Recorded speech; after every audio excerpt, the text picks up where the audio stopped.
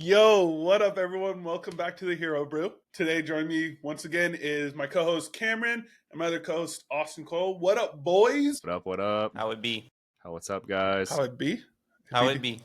You know, life's good, dude. How are you guys? Doing good. Doing good. Got to keep LIVIN. Living. Yeah, I got it. Come on. I'm sorry. That was good, dude. It just took me a second. I was trying to process it. So I did ramble it off pretty quick. Yes, sir. Today's episode is gonna be a fun one. We're gonna talk about what's up and coming in theaters. We have Superman coming up. We have Jurassic World Rebirth. Coming up. Yep. Rebirth.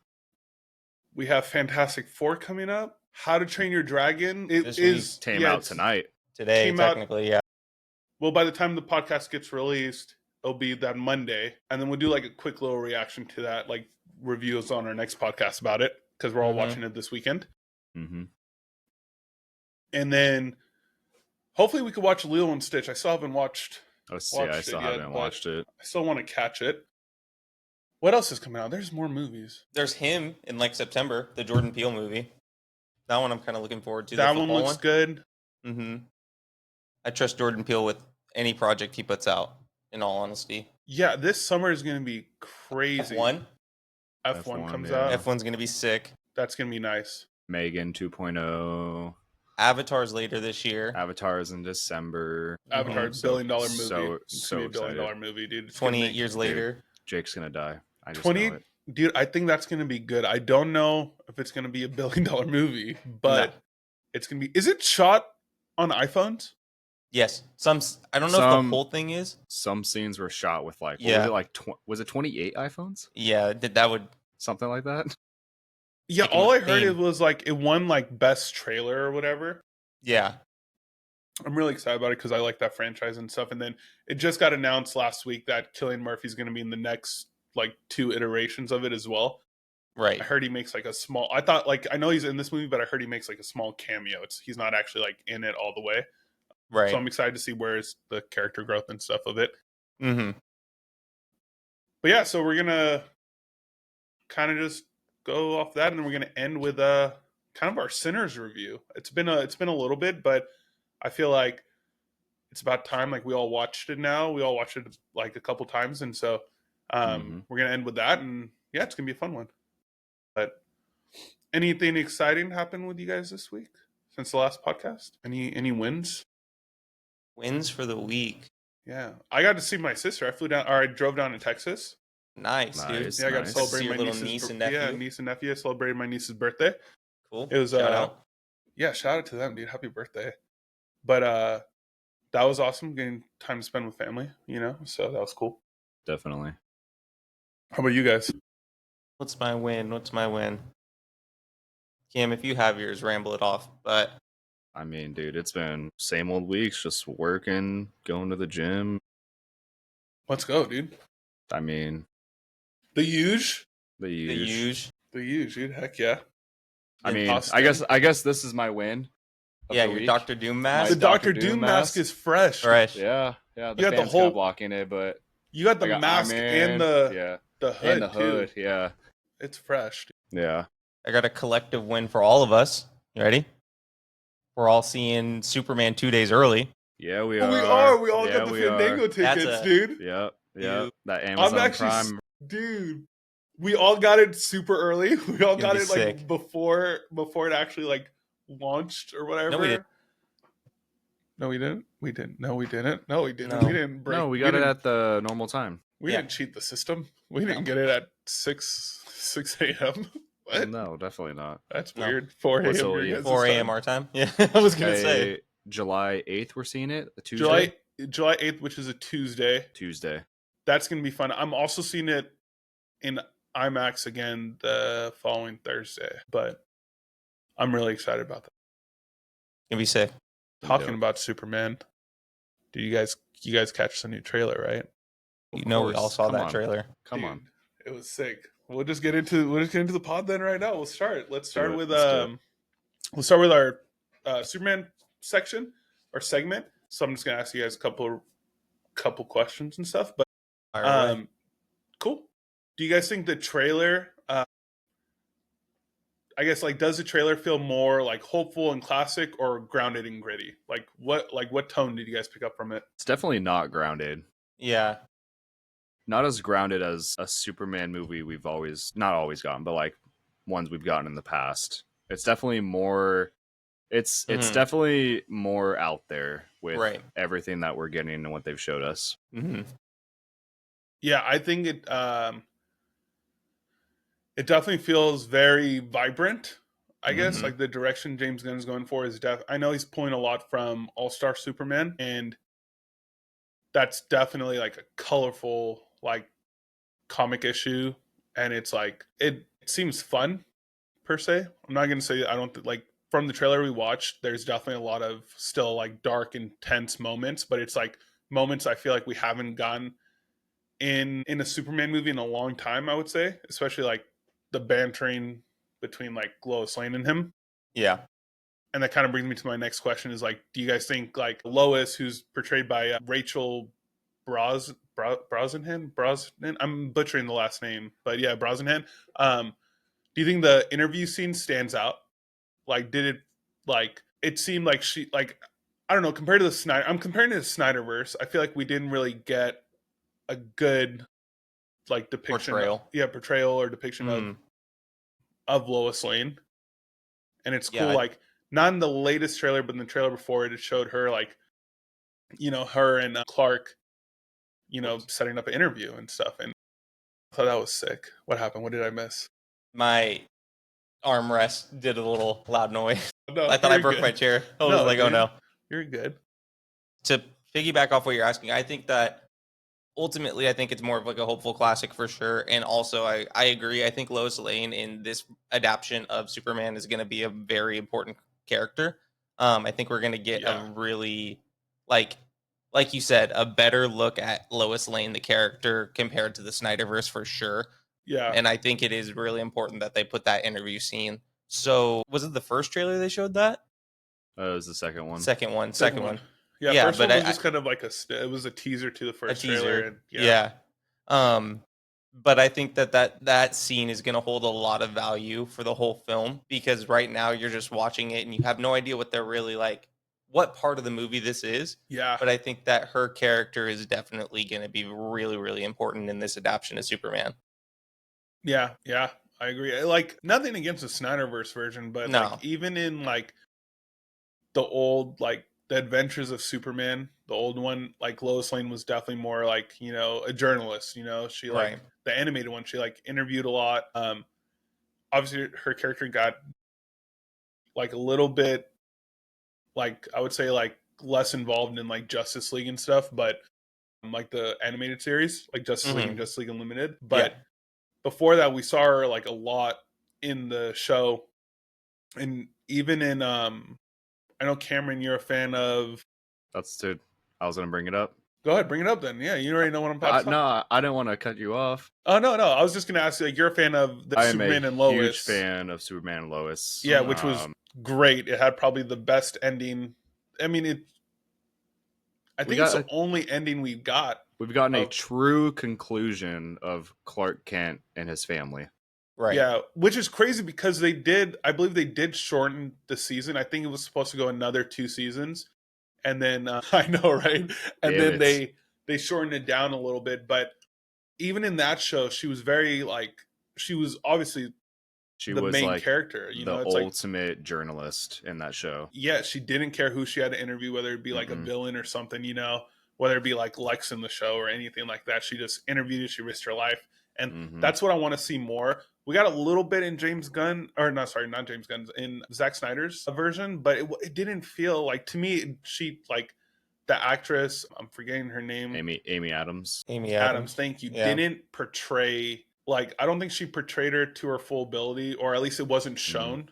Because I feel like they could have gone more in depth, especially in the first movie. Like, definitely, obviously, we see her in Batman vs Superman, but in the first movie, it just didn't seem like she was really that involved in it. But I'm excited to like see what happens with her. Like, I think that whole interview scene was sick. It was like the interview scene they showed. She asked Clark, right, when he was still dressed as Clark, like, or Clark said, "Oh, let's do an interview," and she's like, "Wait, you want me to actually like, You want me to interview interview you?" as Superman? Yeah. Yeah, and like he got like, he sat down, he changed his voice and stuff, and I Yeah. was like, dude, this is gonna be sick because he like David Cornsweet, who's portraying Superman in the new movie, he really does embody Superman so far. Just from what we've seen, like he could switch from Clark Kent to Superman so fast, and he Mhm. does a big difference, and that's something I feel like we really didn't get since Christopher Reeve's Superman.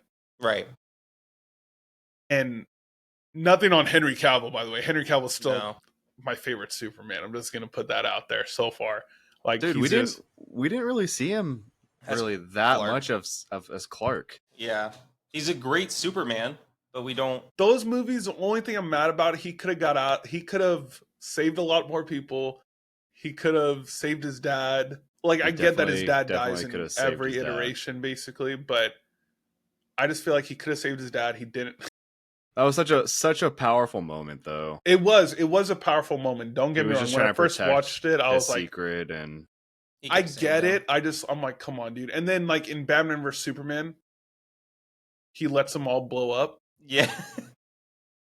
Like I get it. It was impactful. I was like in the theater. I was like what? Yeah. no, What just happened? when Superman's fighting Zod multiple times. The first time he brings Zod to the populated town Yeah, when they were just on the farm, yeah, and then the second time, one of them is when Zod like kicks the fuel truck at him. Yeah. Yeah. And Clark just jumps through the middle of it and lets it hit the building and just blow the building up. yeah. A lot of people die. I mean, He was like, obviously, it "Ah." was setting I'm like, okay. up the story, and I get it. I just didn't. He's Superman. I didn't Like- like the story. Like I liked it at the time. I just didn't like it a couple years later. If that makes sense. Like I thought it was cool. Don't get me wrong. I think it was shot really great. I love the dark, like the dark tones. I'm a Right. fan of it. But and like I said, so far Henry Cavill is my favorite Superman. Right. I do think David Cornsweet's gonna Take that. yeah, dude. And then I think it was like 2 weeks ago they had the trailer of like it was like the behind the scenes footage, and all the kids were like calling him Superman and stuff. And I'm like, Mhm. dude, this is dope. Like this is dope. Like we didn't get that with the last Superman movie. I mean, Right. if we did, they didn't show it at least. I'm sure like there was people like saying, "Oh, that's Superman," but this is like the first time in a long time I feel like we're seeing a lot of people, especially the younger generation, be like, "Oh my god, there's a Superman movie coming out." Like whether it be like the toys they're releasing for it, like all this stuff. It's like it's definitely gonna. I think it's gonna aim for a younger audience, obviously, but it's also made for like people that are into comics and into like superheroes and all that stuff like us. But yeah, I'm really really excited about it. And then just from what you guys have seen, have you got like, do you think David Cornsweet's like portrayal of Superman, which emphasizes kindness and like vulnerability, do you guys think he's hitting the mark so far? Obviously from what I've said, it's like I do, but I definitely see the vulnerability a lot. So Mhm. just from what we've seen from trailers, I see that. As far as kindness, I mean, there's some shots where you could definitely tell, but to answer that part, I think I need to see the movie. Mhm. I mean, you could say you get kindness from a lot of different things, but I need to see more of the dynamic with him and Lois, and then him and his parents to answer that. Yeah, he seems very connected to his parents in this movie. Yeah, Like just yeah. from the trailers and stuff. When they showed Ma and Pa Kent, Yeah. Well, when that's what they're going by. they show the scene of them sitting on the porch too, and is he crying or It no? kind of It looks kinda like looked it, like a little it, bit, yeah. Right. Yeah, there's That's definitely where a sad scene from what we've seen so far. Yeah, like Yeah. it gives me the feeling that he's very vulnerable with his parents, and like I think that's ultimately going to play a huge role into his vulnerability as a whole, and his parents encouraging that. Mm-hmm. And I think that he's going to really let that show with Lois a lot based off of their interaction in the interview scene for sure.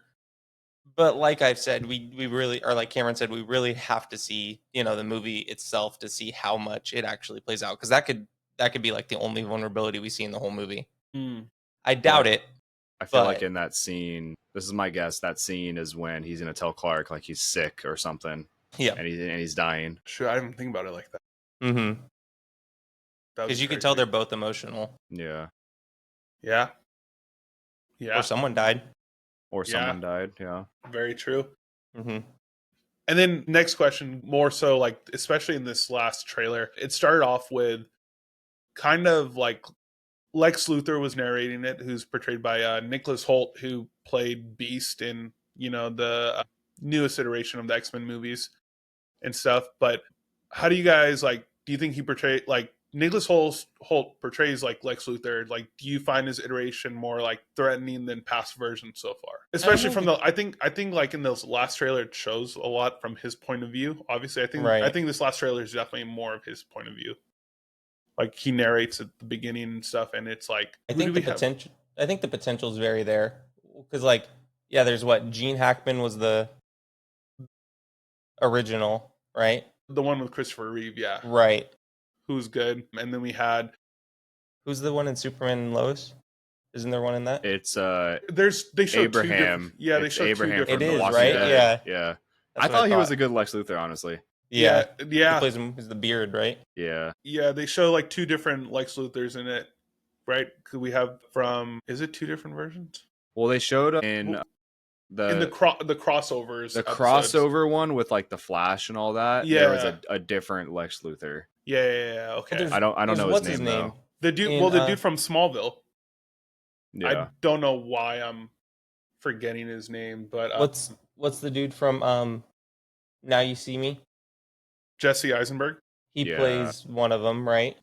Yeah. Yeah. Does he play Lex Luthor? Or does he play a person? He plays Lex Luthor. He plays Lex Luthor, but it's not really portraying the Joker, I feel like.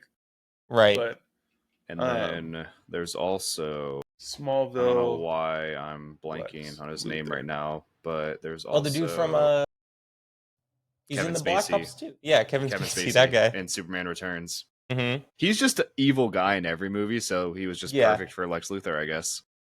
Makes sense, right? Yeah. Hey, man, we don't have to speak much on it, but allegedly, allegedly. But we had Michael Rosenbaum, which yeah.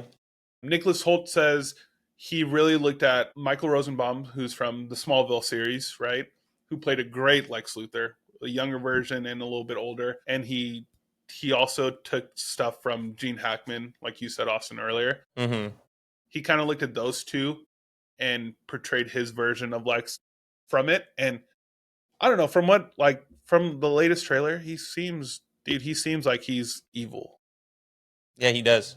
Like the clip from that last trailer where he's just walking through the Fortress of Solitude and the blade just completely is direct line with his face. He doesn't care. Keeps walking. He just keeps walking. Yeah. Dude, even the comment he made about like anyone that, what do you say? Like anyone that supports or like saying just kill them all. Yeah. He's like, anyone you love, the people that raised you, I'll kill them too. Like that's pretty menacing for a That is crazy. Actually, he did say that. He said like anyone who loves you is dead. And it pans to them looking at him in the bed, and you're like, he's gonna get that work by Crypto. Yeah. I'm looking up just because I can't think of the new. So we have the engineer who's played by that one girl. I completely forgot her name, but I can look it up for you. She was also in I believe it's the same girl from like Suicide Squad, if I'm not mistaken.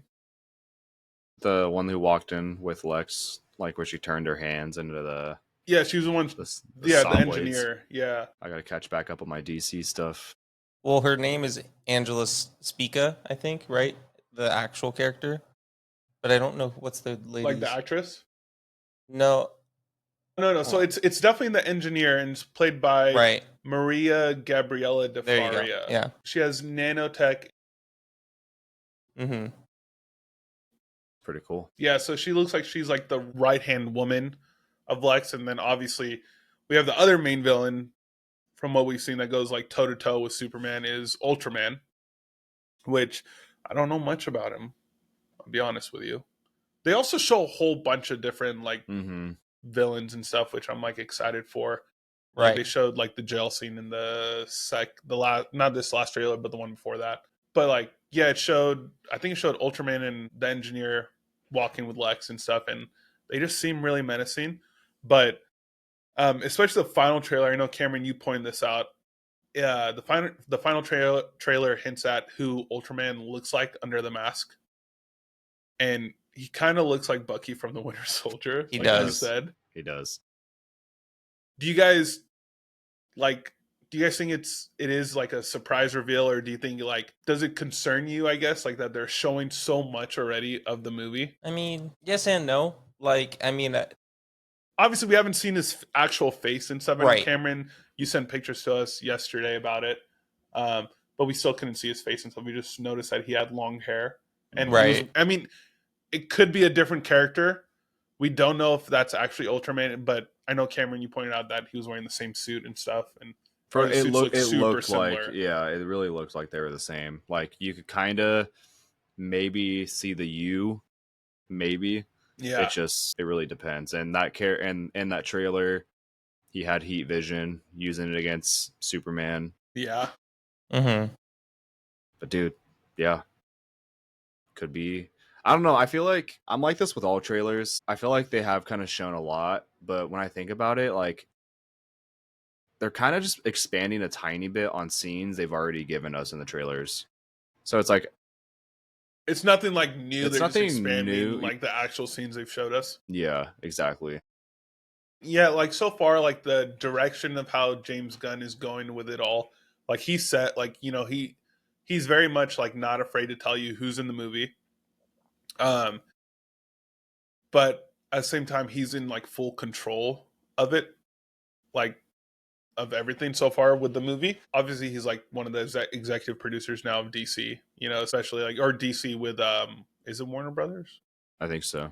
Yeah, and so like he's obviously one of the heads of the department, so he has a lot of control. But I'm sure like if he saw the trailer, he's like, "Yo, I don't want to show this part of the trailer." He wouldn't show it. Obviously, we're all fans of the Guardians movies, and like Guardians 1 is still one of the best movies that we've seen. Right. James Gunn's The Suicide Squad was amazing. I loved it. Thought it was funny. I thought it was great. So like he's dipped his hand into the DC lore already, right? Like we see Right. Peacemaker, which was amazing. We saw, like I said, the Suicide Squad, which was a million times better than the original one. I know some people might disagree, but I think it was a million times better than that one. But yeah, I don't think he's afraid to show certain stuff. At the same time, he won't show anything that's going to compromise like the plot of the movie. Mm-hmm. Very true. We kind of briefly see like Hawk Girl, Mr. Terrific, Guy Gardner, who's a Green Lantern. Like, do you think it's smart that this, like the trailers so far, or the direction he's going in is like launching a whole DC universe? Like, do you think that is smart, or do you think it should just be a standalone Superman film? I think right now where we are, they're rebooting everything. Mm-hmm. Yes, we've had a lot of standalone Superman movies. Mm-hmm. I would have preferred another standalone, honestly. Mm. Establish David Cornsweet as Superman. Mm-hmm. I mean, it doesn't hurt to have a couple characters in a movie, you know what I mean? But Yes, I would have preferred, because I mean we see that with a lot of Marvel movies. Yeah. I would have preferred just kind of more of a standalone film where you're establishing all these brand new characters. Not like we know of these characters, but all these new actors and actresses as these new characters. Mm-hmm. So I would have preferred, in my opinion, more of a standalone film than kind of getting all this stuff thrown at us that we kind of have to either have knowledge of already or gain that knowledge fast so you can go into this movie with kind of just like not confused in a way. No, I completely agree. Yeah. I completely agree with like what you're saying. Yeah. Right. As in like I know what you're saying and I understand it. But like, how about you, Austin? I mean, I'm kind of like disagreeing with that. I mean, like I agree to some extent because this is the start of this Superman. David this is Cornsweet great. We're already going with our agree and disagree section. Right. So like that could have been like a it could have been in there, but I like there's things that I agree with that with Cameron saying for sure, and I also, to me, as someone that's not as familiar with DC compared to Marvel, I know like the characters' names, just don't know a lot of the lore behind some of them, like Hawkgirl, Mr. Terrific, and Guy Gardner. Like I know some, but I don't know a lot. I understand that it's causing the confusion, like say if you don't know a lot about it, but that also does, trigger my curiosity to it. Like I see these, these three characters that we referenced. I see them in the trailer, and then it's like, all right, I'm going to go in with little to no knowledge of it. Yeah. And then just seeing their interactions with Superman, their moments in the movie, it's going to really spiral me to like look more into it. And that's why I would lean more towards like, I feel like soft launching this DC universe is kind of cool because it leaves you in this area of like the unknown. Like, okay, well, what's he gonna do? Like, we don't know who. We were just talking about it. Ultraman is like, you're like, okay, who is that gonna be? Yeah, like we've heard of the character, but we just don't know much. Yeah, I agree. Right. So I think that for me, as someone that's not as into it, I think it really drives me to be more into it by seeing these characters in the trailer and being like, yo, this is going to be sick because I don't know much and I'm going to learn. Yeah, no, I do agree. That's actually the part I'm excited with about. I mean, it's like I'm excited to learn more about it. At first I was kind of confused, but then James Gunn kind of explained it. And like I said, I think he's doing a great job with this movie. I think the PR they're doing for this movie is great. But I do like the fact that they're going into like an established universe. It kind of made me especially once he said like, it's going to be based off of like All-Star Superman and heavily based off on All-Star Superman and then based on another one. Obviously we see like, that alien monster, which like the kaiju monster, right? Which we didn't see in a Superman like live action movie yet. We've seen it in like animated stuff, but I started reading All-Star Superman and I think we should all pretty much read it before this movie comes out. And there's like a kaiju in that, there's like an alien monster. And so like, I'm like really, really excited about that. It kind of gets me excited because I know about Hawkgirl. I know about Mr. Terrific. I know a little bit about Guy Gardner just from like Guy Gardner. We see him a little bit in like animated stuff. Mr. Terrific, they've done like live action portrayals of him in the CW, like the Arrowverse. Yeah. He was one of the main characters towards the later end of the season or series. And obviously Hawkgirl we've seen a lot of iterations of, or she's been like a main part of obviously like the Justice League, the animated series, like Justice League and then Justice League Unlimited. We saw her in Black Adam. Did we see her in Black Adam? I haven't seen that movie. Was she in Black Adam? No, that was Hawkman. One time. That was Hawkman.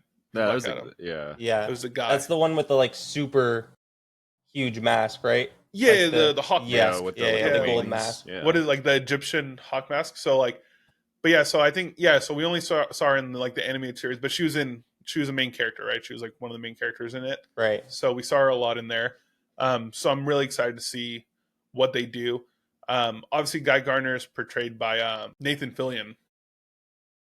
Fillion? No, it's Fillion. I think so. Dave Filoni. No, but yeah, he knows a lot about DC and stuff. Like he's always wanted to play Guy Gardner, so I think that's gonna be pretty cool. Everyone's talking about his haircut, like the bowl cut and stuff. I'm like, guys, that's how he looks like. He's comic book accurate. Yeah, like he's literally comic book accurate. Everyone's always complaining about things not being comic book accurate, and then when they are, everyone complains. Everyone complains about it. And in the new trailer, he shows you guys how he feels about it when he throws the bird at him. He throws the bird. And obviously we see them in the Peacemaker trailer as well, the newest one for season 2. And they're like interviewing John Cena, who plays Peacemaker. Have you guys seen that trailer? Yes. Yeah. I don't think I have. Where they're interviewing him, and they're like interviewing him to join the Justice Gang, which is, I don't know anything about it. It's still a little weird to me because I'm like, that's the Justice League, so I want to know why it's called the Justice Gang. I'm excited to see it in the movie. But yeah, he seems like a dick. Yeah, he does. He seems like a dick, dude. And I'm kind of excited to see because that's how his character kind of is. He's like, I don't think he's a character that many people might not like, but at the same time, I feel like people are going to vibe with him. I mean, we kind of felt that way to bridge into like a Marvel topic. We felt that way about John Walker, but in Thunderbolts, I feel like, well, John Walker, that was like that's how you know he's playing a good character, like that actor, right? Exactly. Wyatt Russell is playing like a really good like he's doing a really great job because we really hate him. That's like, what I'm saying. Yeah. So it's like obviously in Thunderbolts we like him a lot. We all agreed he was, you know, a really great part of that movie. right. He was probably like my third favorite character in that movie. We have Yelena, then we have Red Guardian, and then John Walker. That's a topic for a different podcast. Yeah. Oh, Anyways. God, yes. Yeah, Okay. I'm like, hold on. All right. I guess. Well, anyway, I think he's gonna be like that. I think people are gonna like his character or hate his character, and that's gonna be like, okay, cool. We actually like him for that. But and like you said, he knows ball. Like he knows comics, Yeah. bro. He knows DC. he like does know ball. He wouldn't freaking act like that if that wasn't what the character's like in the comics. You know. Yeah. Very true. Very true. So I trust it. Yeah, with this new trailer, we got a lot of Superman fighting and stuff, which is nice. Like we more than just like him flying in there and punching someone. It was like a lot of like action scenes. Mm-hmm. Did the action scenes like the heat vision, the clashes in buildings being destroyed, like did it stand out for you guys? Yeah. The Talk heat about vision looked amazing. Dude, I think of the opening, like the heat vision, don't get me wrong, that was probably my favorite ability that we saw from him. I mean, the Yeah. flying was cool. I also really enjoyed him. Yeah. I mean, I also really enjoyed when he catches the building and he's not pushing on anything and he's just pushing. Dude, he's just laying, Just he's laying floating back. right there. Yeah. When I saw that, I was like, that's true strength. Like, that's his strength Cameron, right there. can you do it real quick? I just want to see. He said, can you do it? See He something. catches it like this. Yeah. Dude, those arms, massive. Oh my gosh. But yeah, like that's sick. I did like that part a lot, dude. Yeah, because you literally think he's got his feet on the bridge, but he doesn't. He's just literally full holding it up. He's just benching a pressing, building. He's like this. Literally, yes. He looks to the right. He's like, "Oh, I got this. Don't worry about it." The lady's like shocked. Like, what is going on? Yeah, it seems dope. Do Obviously, you Go guys ahead, think we're Cameron. do you guys think we're gonna see his frost breath at all? I think we need to. Yeah, You a little bit. Have we gone we've gotten that in live action before, but It's a long now time with- ago, right? They Yeah, did now it really good in Superman and Lois a lot of times. yeah, Yeah. Superman Lois was sick. We didn't get it in the Snyderverse. I don't think. I don't think so, unless I'm mistaken. Yeah. Did he cool down some? Oh, did he put? He breathed. He did his cold air thing on Batman's car. Did he do that? Let I'm me Am I look. pretty tripping? Honestly, one of my favorite. Let's hear it. Yeah, dude. This might be a hot take. Yeah, let's do it. Besides Superman and Lois, that's obviously my favorite. My other favorite of his like frost breath is in Superman Returns, when all the fires are in the tunnel underneath the city, and you see all the manholes popping up with all the flames down the street. Yeah, And he yeah, goes all the way. I think he flies through all the fire to the other side to stop it. And as he's doing it, you see the cold air burst out through every manhole, which I thought was just so sick. That's probably one of my other favorite ones. Brandon Routh, right? Yeah, he was also. Yeah. I mean, what's cool is he got to continue that character in the Arrowverse, which was nice. Mm-hmm. He obviously played like the older version of that character, but that's awesome. Okay, yes, Cameron, look at you going. Into So Superman I Returns. hope we see Underrated movie, I think, it is underrated. because I a lot honestly, of people didn't like it, but I mean, or I wouldn't We say a grew lot of up people didn't with like it. It just that got one. forgotten a lot. Yeah, because that was our first Superman project since I don't even. Yeah, that was the It was first a long like time. Yeah, actual like movie, yeah. live action movie, because we got Obviously, the Smallville Adventures was we got before the that, I think, right? yes, yeah, we got Yeah. Smallville, and then we obviously got the Adventures of Lois and Superman with Dean. I think it's Dean Cain, but I didn't like that one that much. But yeah, we got Superman Returns, which was that's definitely the main and it continued the Christopher Reeves storyline, Mm-hmm.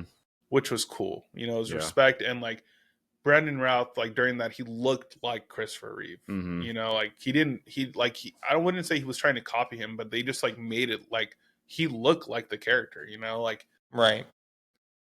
very monotonish. So I think that's what people kind of didn't like about it.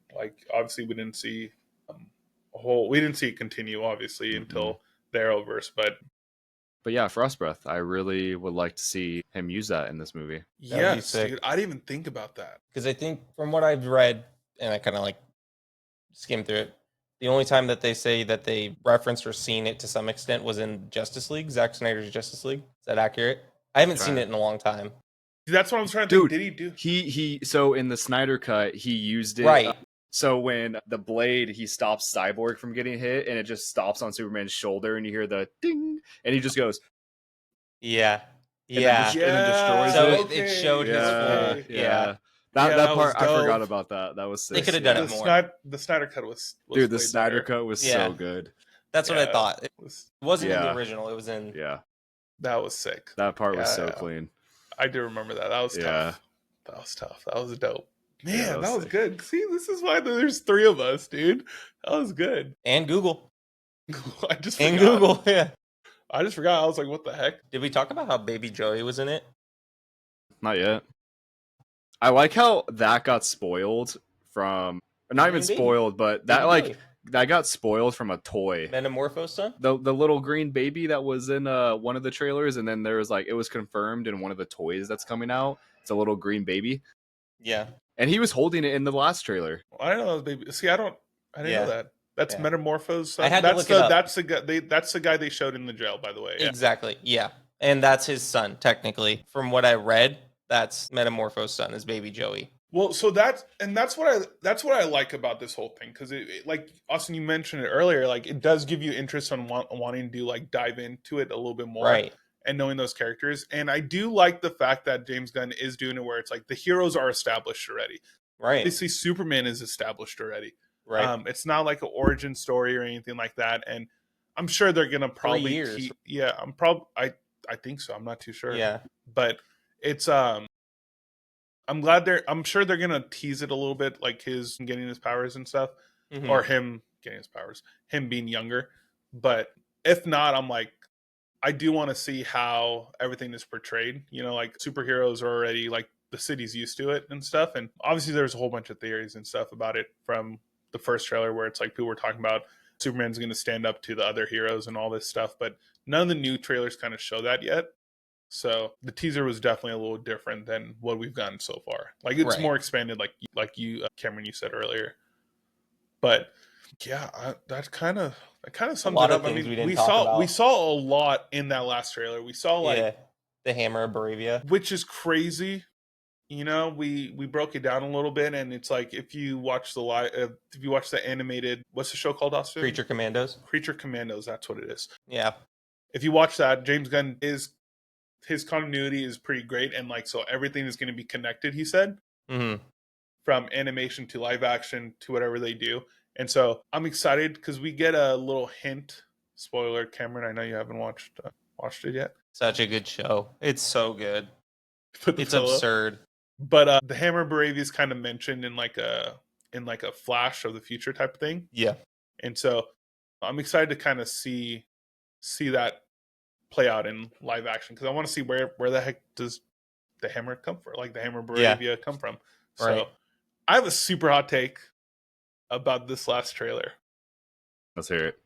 Boy, there's a scene towards the end of the trailer where Mr. Terrific is like, it looks like Superman's like just lying down, and Mr. Terrific's like, dude, get up, like what are you doing, stop, like, you know, be serious. And like Superman sounds goofy, and a lot of people are like, oh my god, this is Star-Lord as Superman, you know, or Superman as Star-Lord or whatever.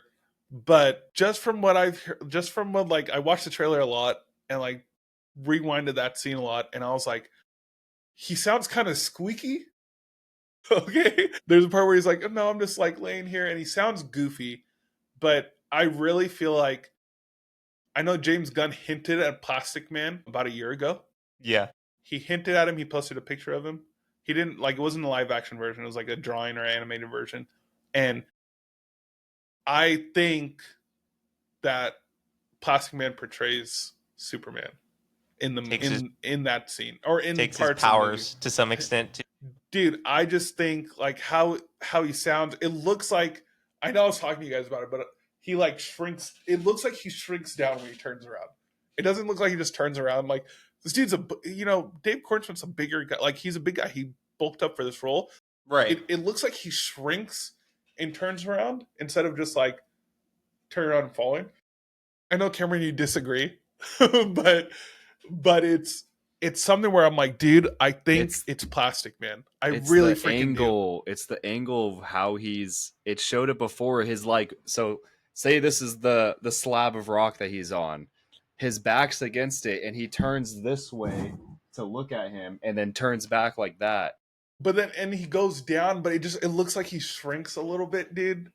And I'm telling you, I heard a squeaky sound, okay? I heard, like, Austin, you mentioned this earlier, or you mentioned it to us earlier, at least. Before you heard SpongeBob's boots from that one episode. I heard SpongeBob's cowboy boots, dude. Or his rubber boots. Work boots. His little rubber boots, yeah. That's exactly the sound I heard. That's exactly the sound I heard. Put it on the soundboard. Come on. Dude, I'm telling you, I was listening to it and I was like, dude, I think it is. We see him, like, his eyes are all red and stuff. Obviously, it could be from heat vision, right? They showed him using the heat vision a lot in the last trailer. Right. In the latest trailer. Right. Obviously, it could be, like, overuse of his powers, whatever. At the same time, I know, Austin, you mentioned this to me, where it's like, Plastic Man, he, like, uses people's powers not to their full ability or whatever. Yeah. I'm telling you guys, I think I'm putting money on it. I think it's Plastic Man. You know, you've kind of sold me on it because I was a little bit. That's what I'm freaking saying, dude. I was pretty far, like, that's a reach. But okay, the one thing I'm not gonna say is the reason that I'm saying it's him is the squeaking sound, because that's very faint. No, dude, it's so faint, bro. There. Like, it could have been. I think it's a ploy, dude. I really do think it's a ploy because I think James Gunn is super smart. Stop! Don't disagree. Listen, why don't we just agree to disagree? We all agree. Okay, at the final shot of the movie, Superman's flying away. Does it not look like he's stretchy? He looks like he's Mr. Fantastic. He's a flying Reed Richards. And I get it. They could fix a lot of stuff post-production. They could fix stuff like they obviously did already in the trailer where Superman gets hit in the back of the head. In the original trailer, in the teaser trailer or whatever, they showed him blink when he gets hit, and a lot of people hated it. Everyone was like, what the heck? Like, he shouldn't be able to even feel that, when he gets a can thrown at the back of his head. Right. And in the newest one, or the trailer that got released right after that, it's the exact same scene, but he doesn't blink anymore. He just keeps walking, yeah. So I know that they could fix stuff post-production or whatever. I don't think this is one of those moments. I really do think it could be Plastic Man. The only thing is, after he does the little squeaky thing and he goes into the little retreat, he does like the uppercut in the air. Yeah. And I'm like, oh shoot. Unless that's before. Yeah. But that's what I'm gonna finish with this segment, because I'm not the thing that sold me was when you see the heat vision on his face. That would make sense if he can't, like Superman uses it and it doesn't bother him. And then with Plastic Man, if he's using the heat vision, I'm sure it would bother him a little bit. Yeah. A little bit, yeah. Especially with how much you see him using it in this trailer. Exactly.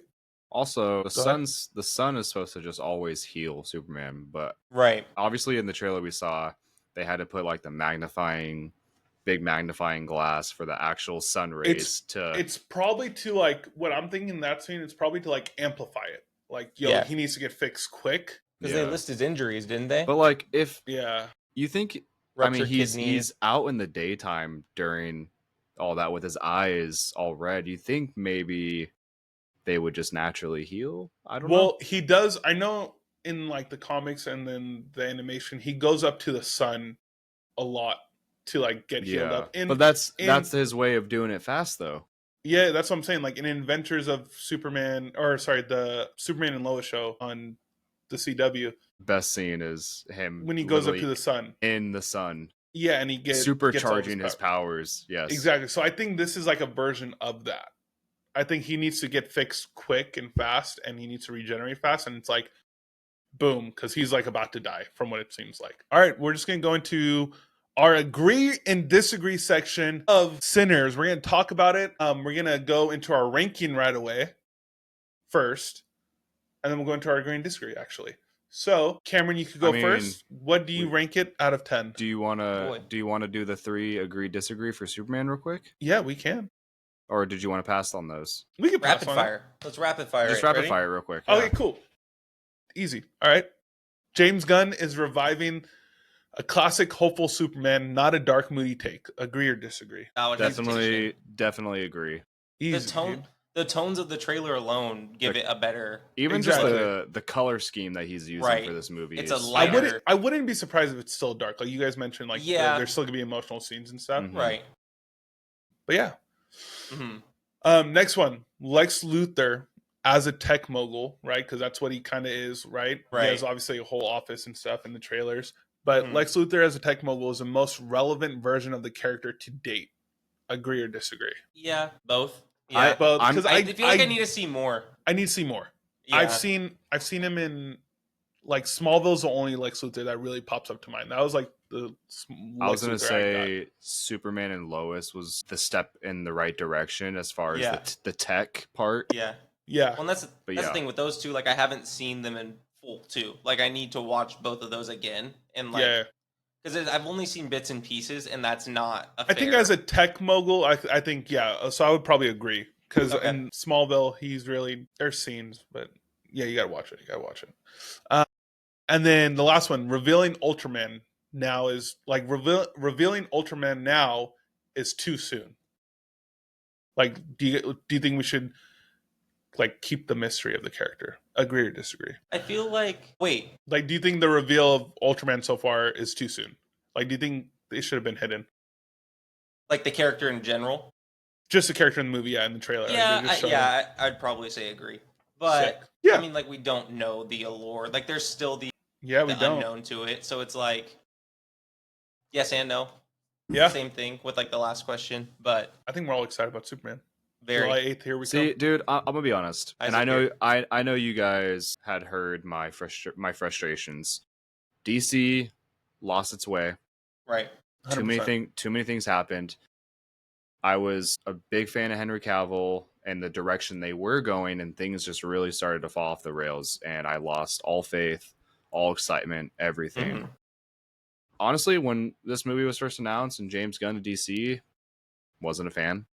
Wasn't looking forward to it, but it's starting to come back. I'm excited. I think this movie is going to be good. I'm happy. Yeah, I like that. I'm looking I like forward to that. it. Yeah. You know what? Let's do this then, real quick. Like, give us your pre-ranking of the movie, 1 through Before. 10. What do you Okay. guys expect? I'll go first. I'm giving it. I'm not gonna go into small decimals. It's either gonna be like like 0.5s, but Okay. I'm gonna do a solid 8. Like I'm excited about it, and I think it's gonna be good. But hopefully, it blows me out of the water. So I'm giving it an 8. Austin? Austin. I'm gonna say like 8.5 roughly. I think that's a solid rating, just solely based off of like what we were just talking about, Cameron. How you weren't as like sold on it with it being James Gunn. I Mhm. think the trailers have really brought my interest back into it for sure. But at the Mhm. same time, I've known that there's so much potential with the DC universe, even as someone that hasn't got into the comics as much as I have with Marvel. Mhm. There's just so much that they can do. Mhm. And I think that there's so much writing on this movie with all the I'm not going to call them failures, but not successful. Like they're not what they can be. Call it what it is. This has so much potential to be an impactful movie like, Iron Man 1 starting the MCU. Like Mm-hmm. this is going to be one of those movies that I'm like, I'm going to go in there with a higher rating because usually I go into movies with a low expectation and just say, maybe that's just because the state of Marvel and like that's how I've been going into movies just to Yeah. not get upset. But with this movie, I'm gonna aim a little bit higher, 8.5, and just I'm hoping that it takes it to a 9.5 to a 10. Like in all honesty, so Yeah. Sick. How about you? I'm gonna go in with a 7.5. Okay. I'm leaving room for growth because I don't want to go in with high expectations because I don't want to be disappointed. But I'm leaving that room for growth because if this movie's amazing, I'm gonna be really happy. right, Mm-hmm. So I'm gonna start with Agree. a 7.5. yeah, anywhere Sick. from 7.5 to 8.5, I feel like is a perfect. Yeah. Yeah. Little precursor to the movie. Right. Yeah. Or you could just say, hey, it's a 1, blow me out of the water. Do that. But the Hopefully trailers not. really If can't. it's a 1, the DC universe is over. It's over. Yeah, it's literally done. There's I so don't much think- writing on this yeah. movie. Yeah, Yeah. that's the thing. It's definitely my most anticipated movie of the year. Yeah.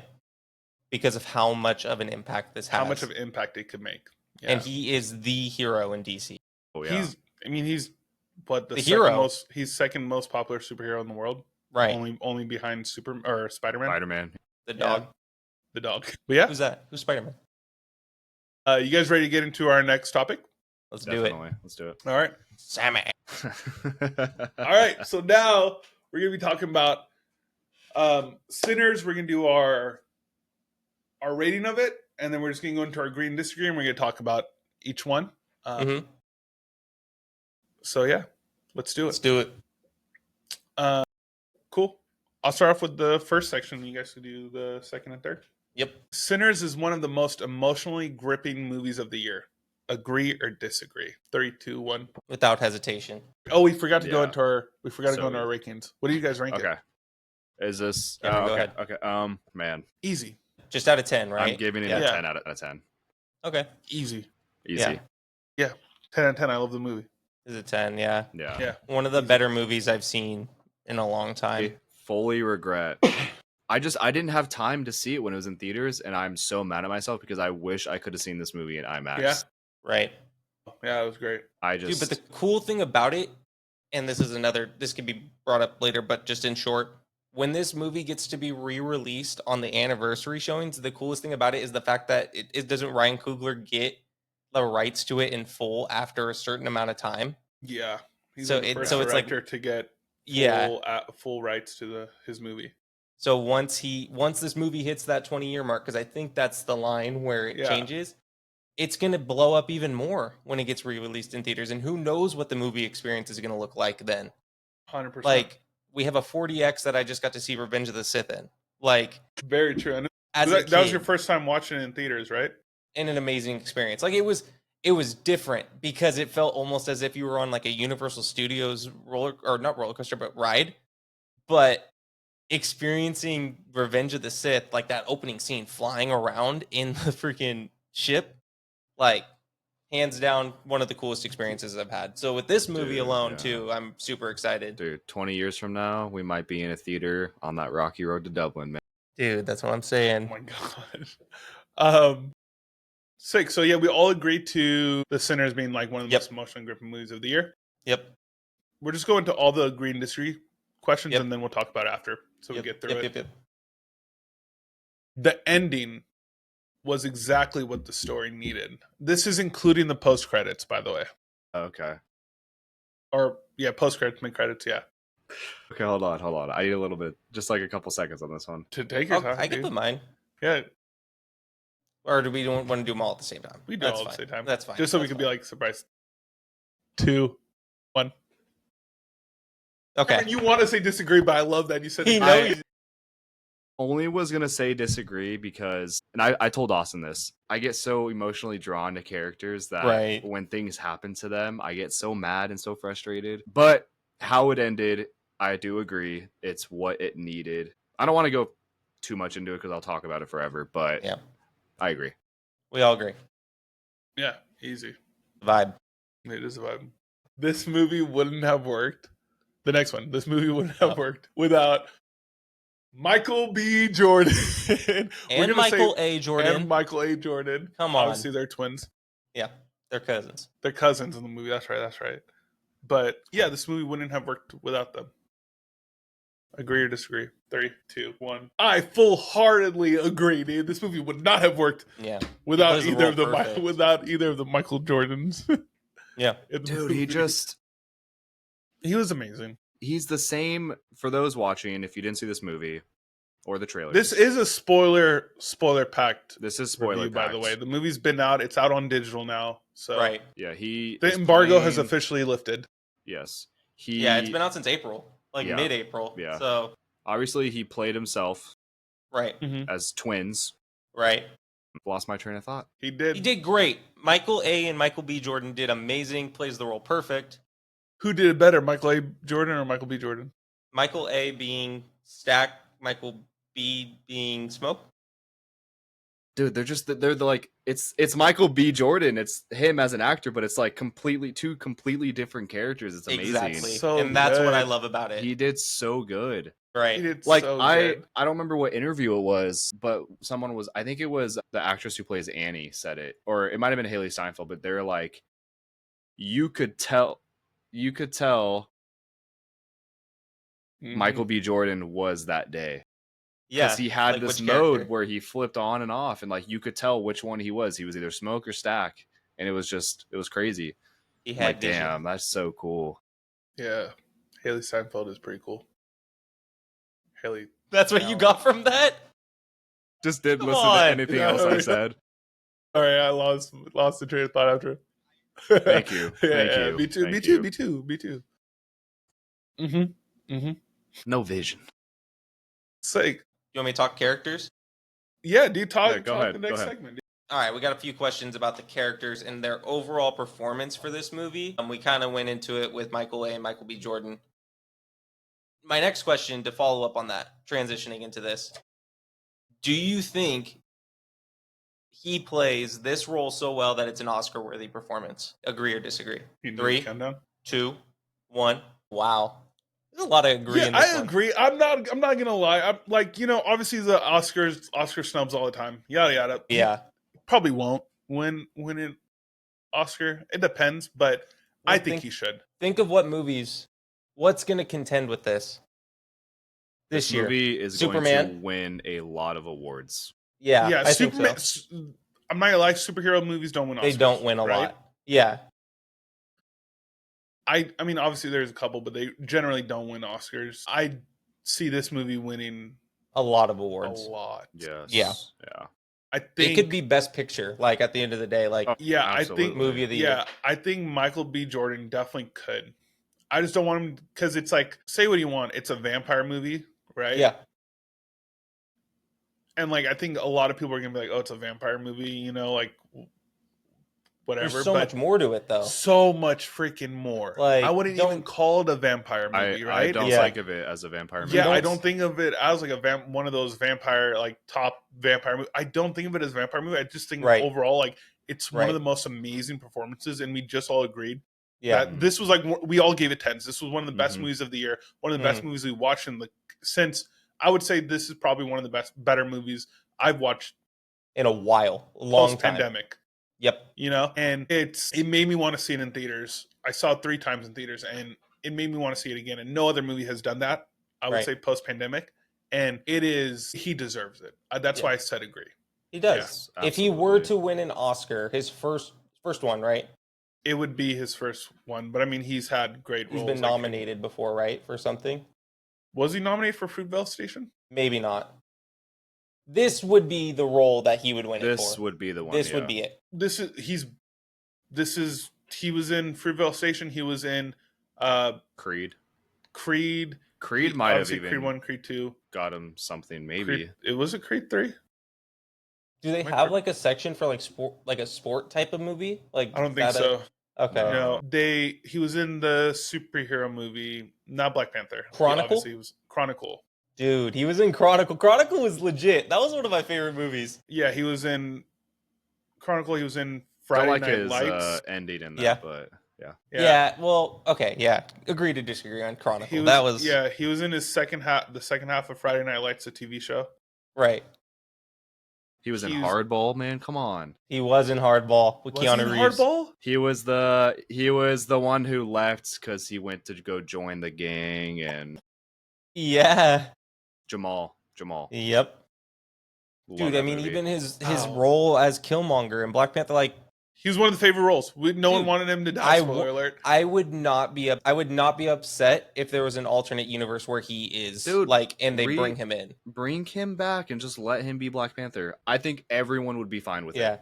Like rest in peace, Chadwick Boseman. He Rest is in the peace. Black Yeah, Panther he is at the end of the day. absolutely. Yeah. But if anyone could do it, it's him. Yeah. Go ahead. Ask this next question. So on that note, bouncing away from main character, let's Mhm. talk some supporting characters. Do you feel as if the supporting characters in this movie were like just as compelling as the main cast? And I feel like the main cast is going to be Smokestack, so Michael B. Jordan, Sammy, Miles Canton, right? And then I guess I mean, honestly, I feel like that. I would say them three were like them that's your three. main cast. Like they're Yeah. the three that you see throughout the whole movie. That's your main cast right there. yeah. You don't see Annie until later. Yep.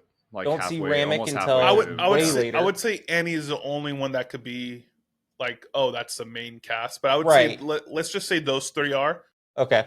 and everyone Well, else those is supporting those two. two, Yeah. yeah. Shoot. Yeah. Yeah. And then the rest were supporting characters. Let's just say the rest were supporting characters. Yeah. So do you think the other characters outside of Michael B. Jordan and Miles Canton were just as compelling as the main cast? 3, 2, 1. Dude, we're just agreeing on everything today. It's a good day. It's a good day, Good day. dude. I just want to point out one character. That's all I'm gonna do. Yeah, me too. Boy. I want you to guess who you think I'm gonna bring up. As a supporting character? Yes, who am I about to talk about that is the one I think is probably one of the most? The piano guy. Delta Slim. Delta Slim. Wow, Great really? I character. was right. Yes. The Let's subtle go! subtle amount of comedy, the comedy and dude, like one of those scenes that just like really hit me so hard was when they're driving and he's telling a story about he lost what was his best friend, and like I think it's in another question, but there's another scene where I'm just like, just little things he did where he didn't even need to speak. It's just like, Dude. wow, Yeah, wow, dude. Yeah. That's all I'll say. But Delta Slim, I think, was He was such a great character. such a good character, so well written, and yeah. I think the supporting cast was phenomenal. Great. We have so much talent. Yeah. I do want to shout out what's his name from the main cast? Miles Canton, Miles Canton.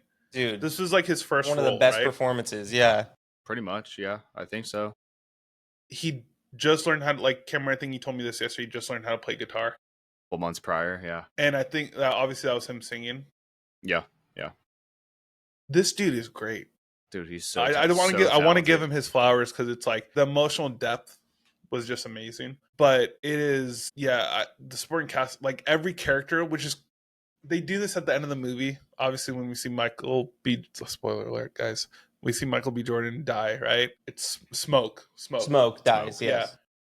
We see him die, but when he's rolling right before he dies, when he's rolling up, trying to roll up the cigar, and he can't because he's getting like flashes of like, and it shows everyone going to the party or going to the whatever joint, the juke joint, Yeah. and he's like, and like they're showing scenes that they didn't show in the whole movie, Right. Yep. They're showing like how they got there. They're showing like the preparation for it. Yeah, two, like they show every single character. Like who are the oh my god, I'm forgetting their names. The two Asian characters that worked in the supermarket. The supermarket, yeah. Was it Bo? And yeah, it was Bo. Was the guy? Was the husband, and then I forgot the girl's name. Yeah, I can look it up. And I'm so sorry that I'm forgetting their name because they showed what a true like couple is. Grace, yeah. And Grace and Bo Chow. And it was, like showing them, they showed like a lot of the people that worked on the plantations, like getting off a shift, all, joining up. And it was like I think of that scene and like I get emotional thinking about it because in theaters, I was like tearing up and I wanted to cry, but I didn't want to cry by myself in a movie theater. What even hit, sorry to cut you off, what even No, hit more good. on that scene is what hit me in that specific scene he didn't know how to roll. He had trouble rolling it because Stack was always the ones who rolled it for him. Yeah, and like, dude, it was just, and they show that, they show Haley Steinfeld's character. Go ahead. Sorry, I don't mean to cut you off, but on that good. topic about the rolling thing too, I've seen people also bring up a good point is the fact that they were in war and he also has the tremors, like the shaking. Mm-hmm. From it was war. They showed like a PTSD thing, and it was like, it was so crazy. Like so great, and like you literally, what Ryan Coogler, shout out Ryan Coogler for making this movie. You know what I'm saying? Yeah. You know what I'm saying? You know what I'm saying?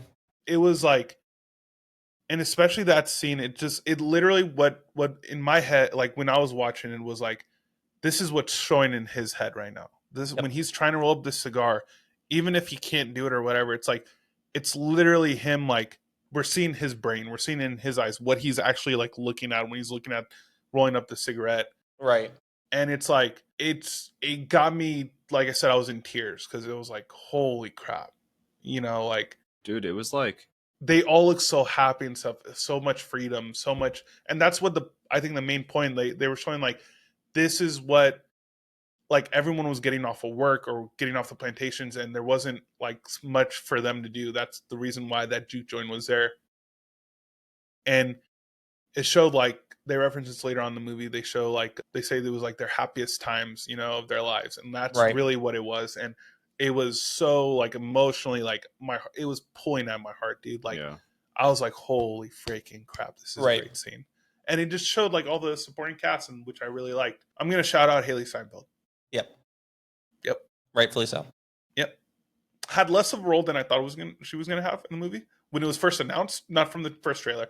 When I saw the first trailer, I kind of got that she wasn't gonna have, like, the biggest role in the movie, but her role. Man. This is one of my only gripes, was them showing her as a vampire in the trailer, and I know we've all talked about that. I was just about to bring it up. It's the only thing that bothers me. The only negative would have been thing I had of that movie was the biggest twist ever. Yeah, it was pretty crazy. Dude, it would have been so crazy to witness that and see her, like, in that scene, go out to try to help the twins. Yeah. And that happens. And she comes back in, and you don't see it until her shirt starts to fall. And just imagine if they never showed it in the trailer, right? Yeah. Imagine they don't even show the bite on her shoulder, but when Smoke and Sammy walk in, you just see her on his neck. Just imagine that. You'd be like, yeah, what? I've imagined that scene a lot. Like, leave the part of when she's walking away, Remnick jumps up in the air. Leave that part, because then you're like, wait, what happened? Like, yeah, did she shoot him? But then that follow through was great. Yeah. Anyway, loved it. On to the next question. I was going to bring him up in this last question, but this spirals into my question of, do you think the antagonist or the opposing force, which for this we'll speak is, Ramic as the vampire, do you feel as if that character was underdeveloped? 3, 2, 1. See, I was going to have this, but you said only Remick, so I was like, okay. Okay. So you guys agree? What would you say the opposing force? If you were going to say this, what was it? Other opposing force? He is the opposing force. Like, at the end of the day. Is there another opposing force? I guess the racism of the South. Is that what we're referencing to? Well, I'm just going to say that, and the whole entire clan that shows up to kill them all. Yeah. Okay. Yeah. I get that. In all reality, I still think but I wouldn't count them the antagonist. No, I know, but I'm saying, like, because when it just says the antagonist or opposing force, I was gonna say, like, everything together, but he said Remnick only, so I was just like, oh, okay, then yeah. If it was just if it had everyone, I'd be like, no, because we all know about the KKK. Yeah. They're evil, right? Yeah. So you guys were both agreeing that you think it was underdeveloped for his character. They needed more. Yes. Yes. No, I don't think that. Okay, no. I don't think they needed more. Okay. That's how I took that question. I wanted more. It's not that they needed more. Yes. I wanted more, and this is my personal opinion. All right? Mm-hmm. Where I'm like, I think he was a little too underdeveloped just because I wanted to see more about the vampire lore. That's it. I agree. Not just because, like I said, from the trailers alone, and all the talks, it was like, oh, this isn't Ryan Coogler's next big, or this is the next big vampire. It was a vampire, film. Like, and at the end of the day, it's a horror vampire movie, right? Like, genre, whatever. Obviously, it's so much more than that, right? But it is a horror movie, right? That's what it was based on. It was based on or that's what it was labeled as. That's what it It had the highest grossing horror movie. It was the highest grossing horror movie. Yeah, that makes not sense. vampire, just highest grossing horror movie, which I think it was the highest grossing horror movie. But like all the accolades and stuff for it, they put it as like a horror movie. Yeah. So I personally want to see more vampires, which I agree with, and I want to see more of his story. I know we're not going to get it. I know. I think Ryan Coogler's done with it, right? Which I'm totally fine with. Yeah. I'm like totally fine. Dude, I think that. I 1000% agree with that. I wanted to see more, but do I think that it was necessary for the film? Absolutely not. No, yeah, that was just like my personal opinion for it. He is for the film, no. Like, in all honesty, if we're not counting him in the main cast, he's one of my favorite characters in the whole film. Like, and I know that's kind of weird because he's the villain, but like, he's one of the better villains I've seen in a really long time. For how little he's in the film. I mean, he's not in it little, but he doesn't show up until like 25, 30 minutes into the movie. And you see him at his weakest point. Yeah. Don't forget that. Being chased down by, the native tribe that's in the area.